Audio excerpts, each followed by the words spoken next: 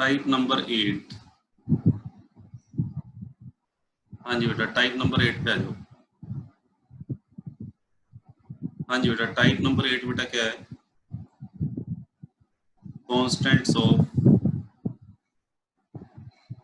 Binomial distribution.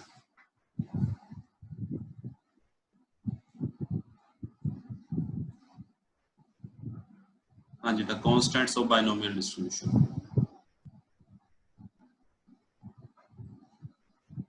हाँ जी बेटा, ध्यान से समझना बेटा, बाइनोमियल डिस्ट्रीब्यूशन के बेटा कौन कौन से कॉन्स्टेंट्स हैं। मींस बाइनोमियल डिस्ट्रीब्यूशन की हेल्प से हम क्या क्या चीजें फाइंड आउट कर सकते हैं। उसमें बेटा दो तो हम कर चुके हैं, मीन और वेरिएंस तो कर चुके हैं। दोबारा लिख देता हूँ बेटा। मीन का फॉर्मूला क्या था, कौन बताएगा? चैट बॉक्स में लिखो।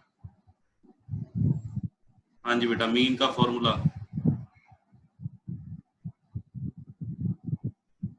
हाँ जी बेटा, वेरिएंस बेटा क्या होता है? वेरिएंस होता है NP।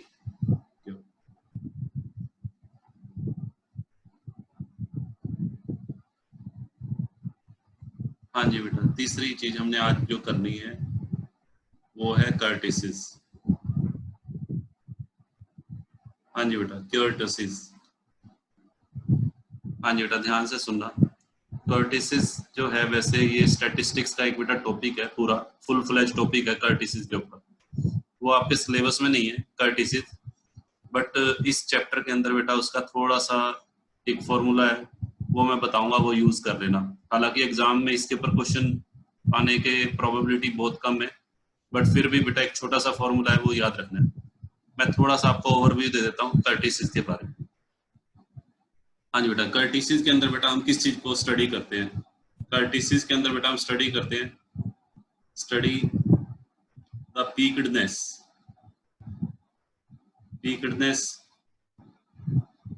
Of the distribution.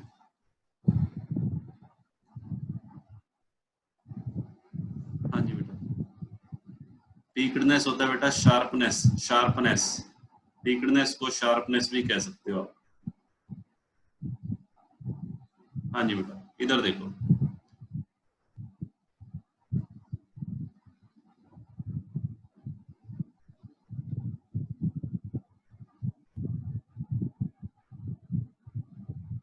हाँ जी बेटा, इधर देखो बेटा, फ्रीक्वेंसी डिस्ट्रीब्यूशन बेटा जो हम बनाते हैं, उसका ग्राफ बेटा तीन तरह का हो सकता है। सर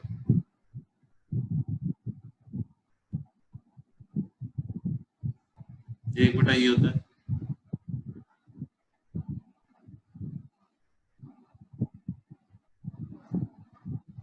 और एक बेटा ये हो गया।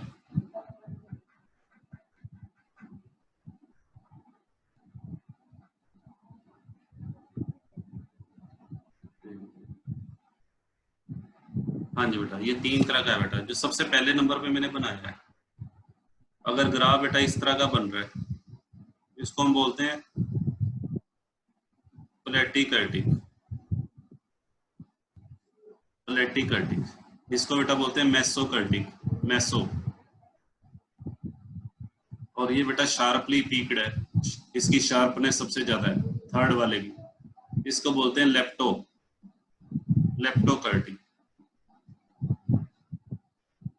हाँ जी बेटा, मेसोकर्टिक डिस्ट्रीब्यूशन, ये बेटा लेप्टोकर्टिक है, और फर्स्ट वाला प्लेटिकर्टिक। अब सुनो बेटा, बिना ग्राफ बनाए, अगर मुझे बिना ग्राफ बनाए चेक करना है कोई डिस्ट्रीब्यूशन प्लेटिकर्टिक है या मेसोकर्टिक है, ठीक है, या लेप्टो है, तो उसके लिए हम एक कांस्टेंट निकालते हैं बीटा टू की वैल्यू निकालते हैं। बीटा टू होता क्या है? इसको बेटा बोलते हैं कोफिशिएंट ऑफ कर्टिसिस। ये कैसे निकालते हैं? हाँ जी बेटा, वो तो बाद में करेंगे, पहले मैं इसके बारे में बता दूं। बीटा टू की वैल्यू अगर 3 के इक्वल आ गई तो मेसोकर्टिक होगा। बीटा टू की वैल्यू लेस देन 3 आ गई, प्लेटिकर्टिक, और ग्रेटर देन 3 आ गई तो लेफ्ट।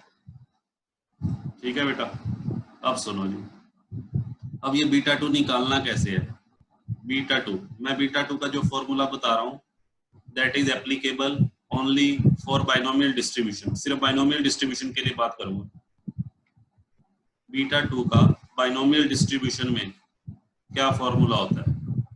पॉइजन में अलग होगा इसका बेटा, बाइनोमियल में अलग है। तो बीटा 2 का जो फॉर्मूला है उसको ध्यान से समझ लेना। इसका फॉर्मूला बेटा ये है 3 + 1 - 6pq अपॉन npq, या नीचे वेरिएंस भी लिख सकते हो अपॉन में वेरिएंस का फॉर्मूला क्या होता है? npq। ये बेटा फॉर्मूला याद रखना है आपको बीटा 2 का।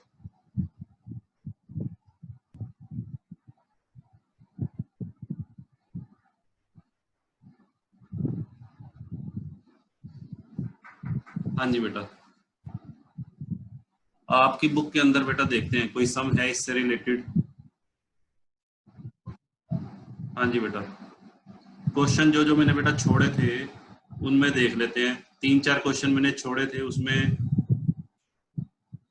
बेटा जरा देखना किसी में पूछा हो।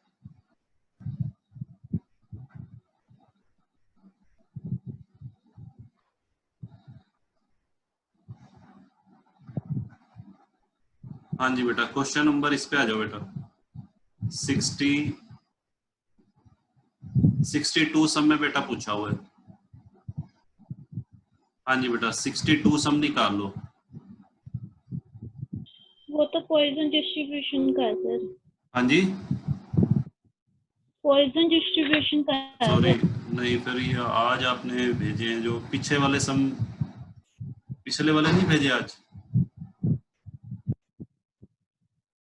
ये बड़ी प्रॉब्लम रहती है ना, वो पिछले वाले फिर पीछे ही चले जाते हैं, वो सब मेरे को ढूंढने में दिक्कत होती है। हाँ जी बेटा, चलो ढूंढ लिया मैंने। क्वेश्चन नंबर 40 निकाल दो बेटा। 40 क्वेश्चन में बेटा देखो, 40 क्वेश्चन की स्टेटमेंट पढ़ो। The probability of producing defective item by a producer is 0.1 in a lot of 200 items. 200 item का बेटा लॉट है, उसमें डिफेक्टिव आइटम आने के चांस कितने हैं? 0.1। Find the mean, standard deviation, kurtosis and skewness. देखो बेटा, क्वेश्चन नंबर 40 करवा रहा हूं।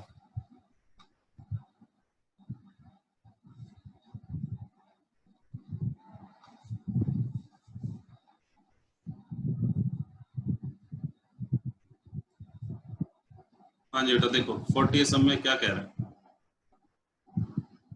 हाँ जी बेटा, इसके अंदर दिया हुआ आपको पी की वैल्यू दे रखी है 0.1, क्यू की वैल्यू 0.9 हो जाएगी, और एन बेटा दे रखा है 200। अब पूछा क्या है? मीन निकालो। सबसे पहले नंबर में बेटा मीन का फॉर्मूला क्या होता है? एनपी। कितना आ गया? हाँ जी बेटा, मीन के अलावा और बेटा क्या पूछा हुआ है? मीन के बाद पूछा हुआ है स्टैंडर्ड डेविएशन। स्टैंडर्ड डेविएशन का फॉर्मूला बच्चों क्या होता है? Square root of n p q. हाँ जी बेटा, बताना कितना आएगा, सोल्व करके बताओ जी। ये बेटा 4.24 दे रखा है आंसर, देख लो, चेक कर लो एक बार आ रहा है या नहीं। तीसरे नंबर पे बेटा निकालना है कर्टिसिज। कर्टिसिज का मतलब बेटा बीटा 1। हाँ जी बेटा, बीटा 1 निकालना है, सॉरी बीटा 2, बीटा 1 नहीं बीटा 2 बोलते हैं कर्टिसिज। बीटा 2 का फॉर्मूला बेटा मैंने क्या बताया था? अभी अभी फॉर्मूला बताया, 3 + 1 - 6pq अपॉन npq। इसमें बेटा वैल्यू पुट कर रहा हूं मैं, 3 + 1 - 6pq, 6 इंटू p 0.1 और q 0.9 अपॉन npq।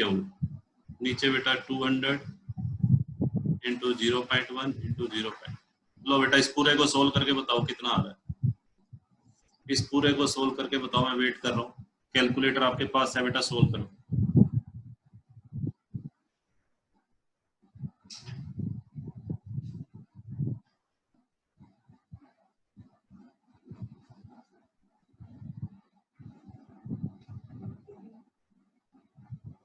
अभी अभी बना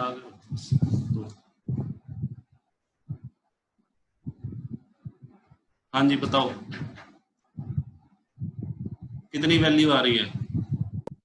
3.025। हाँ जी 3.025। हाँ जी, तो 3.025। तो ये बताओ कंक्लूजन क्या हुआ, डिस्ट्रीब्यूशन कैसा है, किस तरह का है, प्लेटिकर्टिक है, मेसोकर्टिक है, या लेप्टो?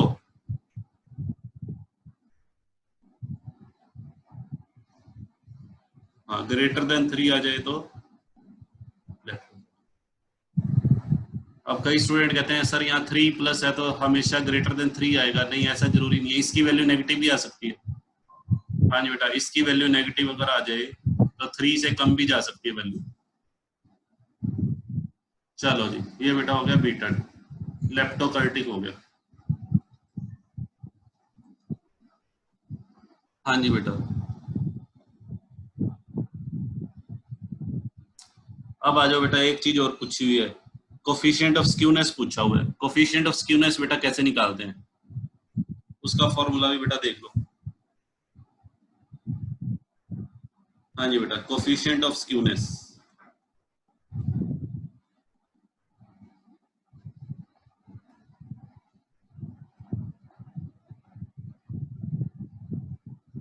हाँ जी बेटा, कोफिशिएंट ऑफ स्क्यूनेस बेटा क्या बताता है हमें? कोफिशिएंट ऑफ स्क्यूनेस बेटा ये बताता है कि कोई फ्रीक्वेंसी डिस्ट्रीब्यूशन या प्रोबेबिलिटी डिस्ट्रीब्यूशन वो सिमेट्रिकल है या स्क्यूड है। अभी अभी मैंने बात की थी। हाँ जी बेटा, फ्रीक्वेंसी डिस्ट्रीब्यूशन सिमेट्रिकल भी हो सकता है और स्क्यूड भी हो सकता है। तो इस बात का पता लगाने के लिए कि सिमेट्रिकल है या स्क्यूड है, हम बेटा क्या निकालते हैं, coefficient of skewness. Coefficient of skewness का बेटा ये फॉर्मूला है, q minus p upon n p q root. हाँ जी बेटा, कोफिशिएंट ऑफ स्क्यूनेस का बेटा ये फॉर्मूला है। अब जरा मुझे ये बताओ, जो मैंने सिमेट्रिकल लिखा है, सिमेट्रिकल डिस्ट्रीब्यूशन में पी और क्यू की वैल्यू क्या होती है, इक्वल होती है या अनइक्वल होती है, ये बताओ। पी और क्यू की वैल्यू सिमेट्रिकल में इक्वल बताई थी मैंने, अनइक्वल बताई थी? इक्वल।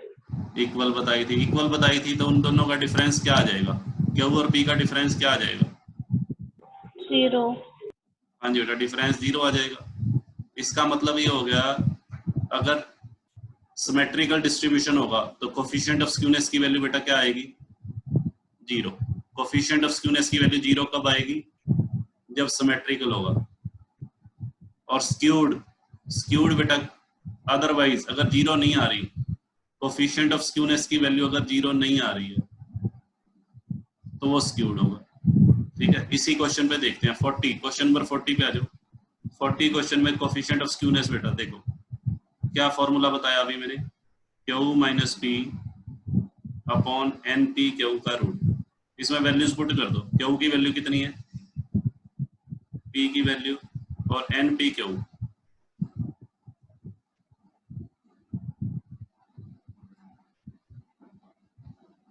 ये हमने निकाला ही था। ऊपर तो बेटा आ गया 0.8 और नीचे वैल्यू है 4.24। डिवाइड करना जरा इसको, 0.48 को 4.24 से डिवाइड कर।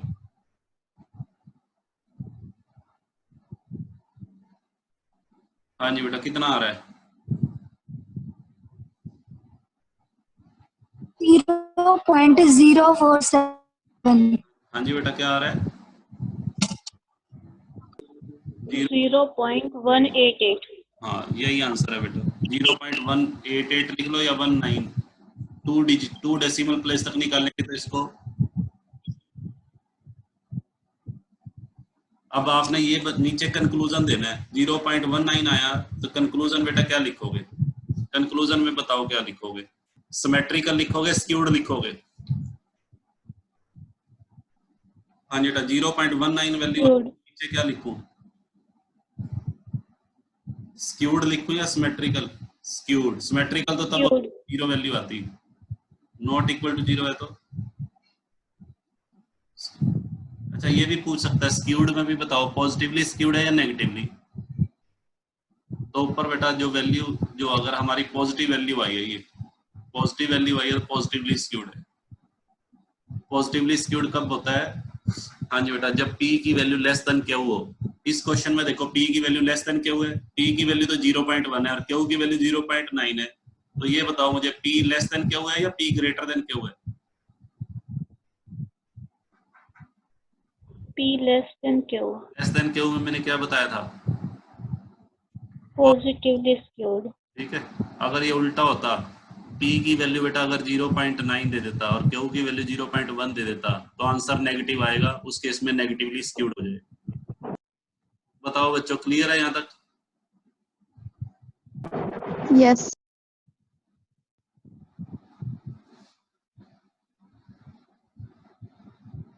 अच्छा, एक चीज और बता दूं, ये बेटा जो कोफिशिएंट ऑफ स्क्यूनेस है, सुनो, कोफिशिएंट ऑफ स्क्यूनेस को इससे डिनोट करते हैं। पेपर में अगर ये आ जाए β1 का अंडर रूट निकालो, β1 रूट अगर पूछा तो ये इसका मतलब ये पूछ रहा है coefficient of skewness. Coefficient of skewness को बेटा किससे रिप्रेजेंट करते हैं? β1 रूट से। तो अगर पेपर में ये लिखा हुआ आ जाए या ये लिखा हुआ आ जाए, एक ही बात है। ठीक है जी, इसका पूरा नाम वैसे है moment coefficient of skewness, moment coefficient of skewness. हाँ जी बेटा, कोफिशिएंट ऑफ स्क्यूनेस निकालने के कई मेथड होते हैं, बाउले मेथड है, कैलीज मेथड है, ये मोमेंट मेथड है। ये कोफिशिएंट ऑफ स्क्यूनेस कौन से मेथड से निकाला हुआ है? मोमेंट मेथड, जिसको हम β1 के स्क्वायर रूट से रिप्रेजेंट करते हैं। फॉर्मूला बेटा ये लगेगा, फॉर्मूला ये है आपका, ये याद करना है। पेपर में इसको ये लिखा हुआ आ सकता है कोफिशिएंट ऑफ स्क्यूनेस, या ये β1 रूट, एक ही बात है। अगर β1 आ जाए, मान लो पेपर में कहते β1 की वैल्यू निकाल के दिखाओ, तो ये फॉर्मूला जो लगाया ना, इसका स्केयरिंग बोथ साइड कर देना, रूट कट जाएगा। β1 का फॉर्मूला बेटा क्या बनेगा बताओ? अगर ओनली β1 आ जाए पेपर में, तो β1 का फॉर्मूला ये बनेगा q माइनस p का स्क्वायर अपॉन npq। क्लियर है ये बेटा फॉर्मूला β1 रूट का है ये। तो β1 अगर पेपर में आ जाए तो ये बेटा, चलो जी, ये फॉर्मूला बेटा याद कर लेना। अच्छा जी, चलो नेक्स्ट टाइप पे चलते हैं। बस 10 मिनट बेटा और लेंगे आपके, क्लास ओवर कर देंगे। बोर तो नहीं हो रहे? पहले ये बताओ। हाँ जी बेटा, बोर तो नहीं हो रहे?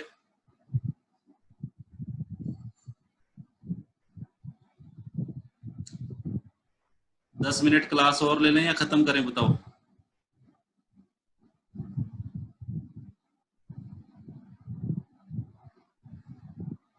चलो, हाँ जी बेटा, हाँ ठीक है, बाइनोमियल डिस्ट्रीब्यूशन हमारा ओवर हो जाएगा। हाँ जी बेटा, क्वेश्चन नंबर बेटा ऐसा ऐसा एक और भी है, वो कर लेना। 37 हाँ वो कर लेना। हाँ जी बेटा, अब लिखो टाइप नंबर। टाइप बेटा कौन सी बन गई अब बताओ? टाइप नंबर बताओ। 9. हाँ जी बेटा,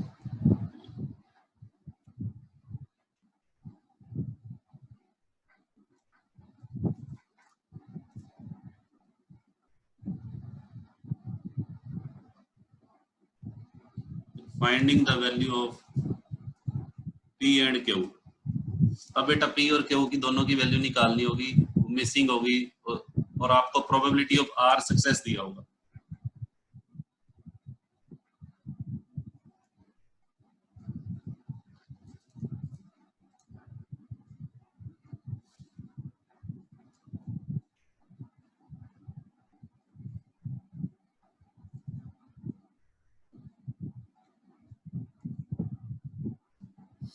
हाँ जी बेटा, देखो कैसे करेंगे।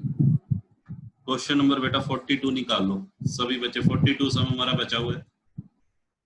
42 सम में बेटा क्या कहता है? n की वैल्यू बेटा 6 दे रखी है, 6 trial. The probability of third and fourth defect success, third and fourth success is found to be. हाँ जी बेटा, ये दिया हुआ है देखो, प्रोबेबिलिटी ऑफ 3 सक्सेस दिया हुआ है और प्रोबेबिलिटी ऑफ 4 सक्सेस, इनकी वैल्यूज दे रखी हैं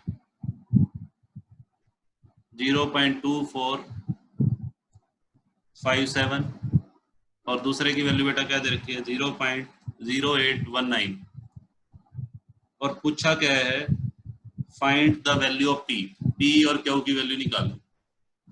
पी की वैल्यू बेटा पूछी है वैसे ओनली, क्यू की पूछ ले तो वो तो सिंपल है। लो जी देखो कैसे करेंगे।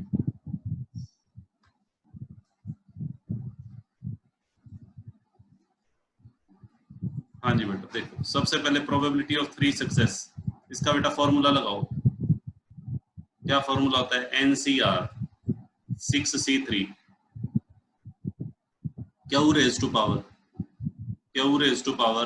6 - 3 और P रेज टू पावर 3। ये बेटा वैल्यू आ गई 0, ये 0.2457 के इक्वल दिया हुआ, इसको इक्वेशन नंबर। अब आ जाओ probability of 4 success.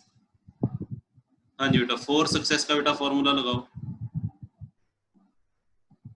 6C4 Q raise to power 6 - 4 और P रेज टू पावर 0.08। ये बेटा इक्वेशन नंबर 2 हो गई। सेकंड इक्वेशन को बेटा फर्स्ट इक्वेशन से डिवाइड कर दो, या फर्स्ट को सेकंड से भी कर सकते हो, कोई प्रॉब्लम नहीं है। सेकंड को फर्स्ट से कर लो या सेकंड या फर्स्ट को बेटा सेकंड से। अच्छा इसकी वैल्यू जरा निकालो, 6C4 की वैल्यू क्या आएगी? 6C4 की वैल्यू बेटा बनेगी 15। ऐसे ही बेटा इसकी वैल्यू निकालो 6C3 की वैल्यू बेटा बनेगी 20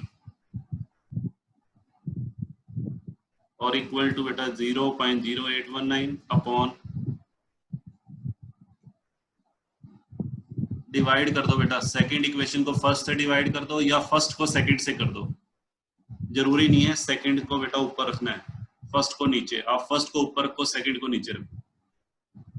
चलो जी इसको जरा बेटा कैलकुलेटर से डिवाइड करो, कैलकुलेटर से डिवाइड करके बताओ कितना आ रहा है इसको। इतने मैं इसको कैंसिल कर लेता हूँ, 5 3 जा।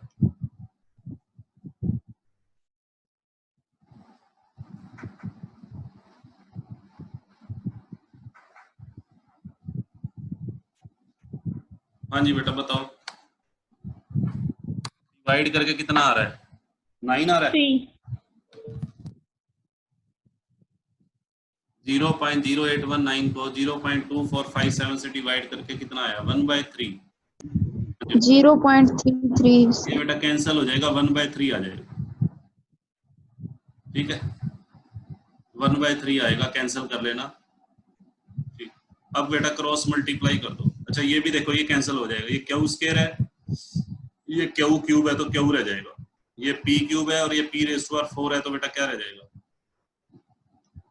ऊपर रह गया 3p, नीचे रह गया 4q और is equal to 1/3। Cross multiply कर दो बेटा, क्रॉस मल्टीप्लाई करेंगे तो कितना आ जाएगा? 9p is equal to 4q। Q को बेटा मैं ये लिख सकता हूँ, क्यू को 1 - p लिख सकता हूँ। क्यू बेटा किसके इक्वल होता है? 1 - p। ये हो जाएगा 4 - 4p। 4p को बेटा इधर ले आओ, -4p को इधर लाओगे 13p। तो p की वैल्यू बेटा कितनी आ गई बताओ? 4/13। हाँ जी बेटा चेक करो आंसर करेक्ट है या रॉन्ग है? करेक्ट है सर। हाँ जी बेटा बताओ जरा, यहाँ तक कोई दिक्कत? हाँ जी बेटा यहाँ तक कोई दिक्कत?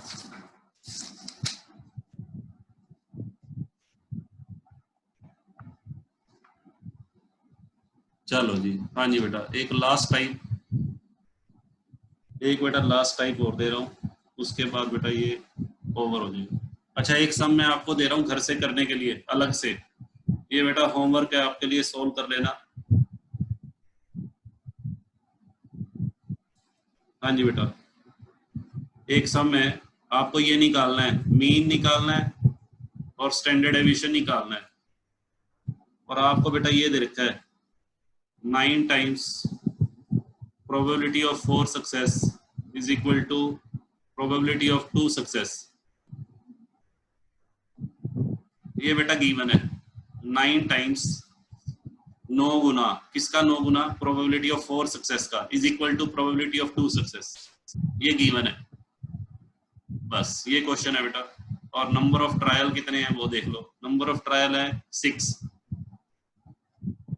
ये क्वेश्चन है और आपको ये दोनों निकाल के दिखाने हैं, मीन और स्टैंडर्ड। ये होमवर्क है आपका।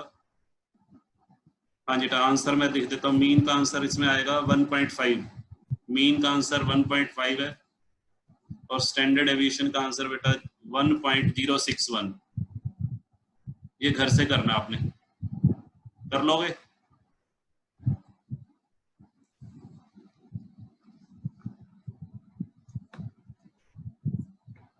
ये नो सर किस लिए लिखा है?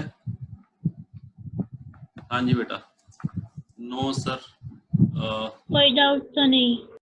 अच्छा ठीक, हाँ जी बच्चों चलो ये सम घर से कर लेना।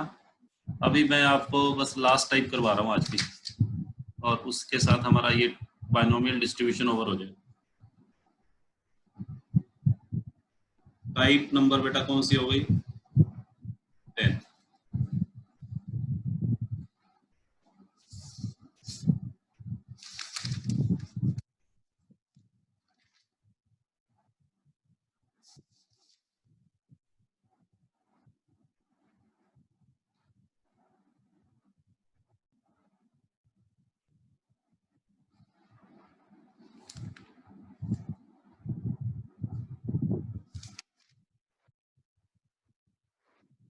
हाँ जी, टाइप नंबर 10 बेटा देखो, to find the value of n, n की वैल्यू बेटा निकालनी है।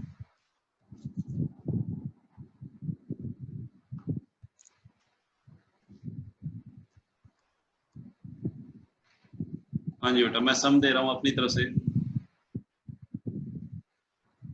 How many tosses of a coin are needed so that probability of getting at least one head is equal to 0.875। हाँ जी बेटा, probability of getting at least one head, ये बेटा question है। इसका सॉल्यूशन देखो बेटा कैसे। n की वैल्यू निकालनी है हमें। How many tosses of coin, how many tosses of coin का मतलब बेटा क्या निकालना है?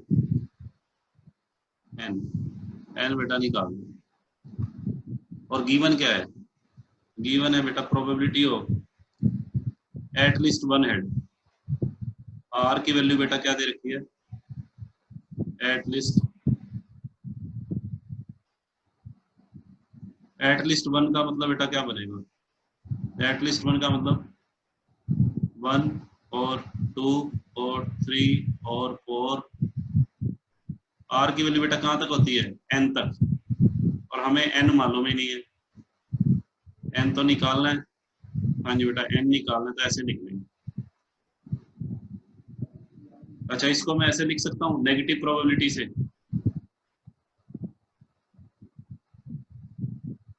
नेगेटिव प्रोबेबिलिटी से बेटा ये लिख सकता हूँ, बताओ। नेगेटिव प्रोबेबिलिटी से बेटा मैंने ये लिख दिया। लो जी, अब बेटा क्या करो, 0.875 को तो इधर ले आओ और प्रोबेबिलिटी ऑफ 0 सक्सेस इसको उधर ले लो। ये बेटा हो गया 0.125। इसको बेटा लिख लो NCR, NCR Q raise to power n minus r और P raise to power r। अब बेटा ध्यान से सुनो, हेड की प्रोबेबिलिटी कॉइन में कितनी होती है, और टेल की प्रोबेबिलिटी P और Q की वैल्यू तो एक तरह से हमें पता है, n की वैल्यू नहीं पता। तो इसको क्या करो, हाँ जी बेटा, n की जगह तो n ही रहने दो, q raise to power n, q की वैल्यू पुट कर दो 1/2 और p 1/2 raise to power 0.125। NC0 बेटा कितना होता है? NC0 1 1 और ये भी 1, ये दोनों 1 हो गए, ये भी 1 हो गया, ये भी 1, तो बचा क्या? 1/2 रेज टू पावर n। हाँ जी, तो ये आ गया 1/2 raise to power n is equal to 0.125। हाँ जी बेटा, अब जरा एक बात बताओ, 0.125 को मैं ये लिख सकता हूँ 125/1000 लिख सकता हूँ?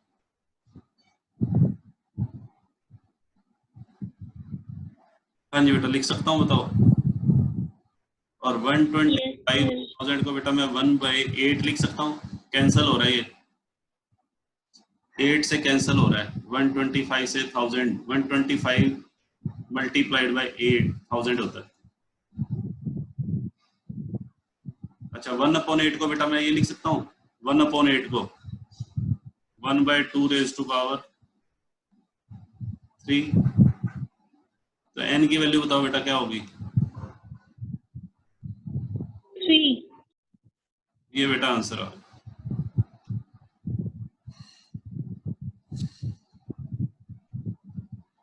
हाँ जी बच्चों, क्लियर है?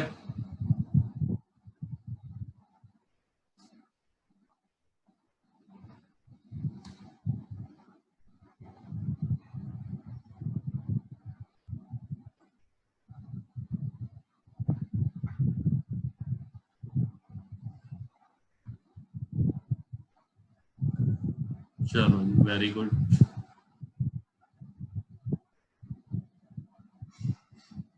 लो बेटा, आज का होमवर्क बेटा आपने एक तो जो सब मैंने दिया आपको वो करना है। एक बेटा आज बाइनोमियल डिस्ट्रीब्यूशन के सारे एग्जांपल A to Z सारे एग्जांपल कर देने, कोई भी नहीं छोड़ना।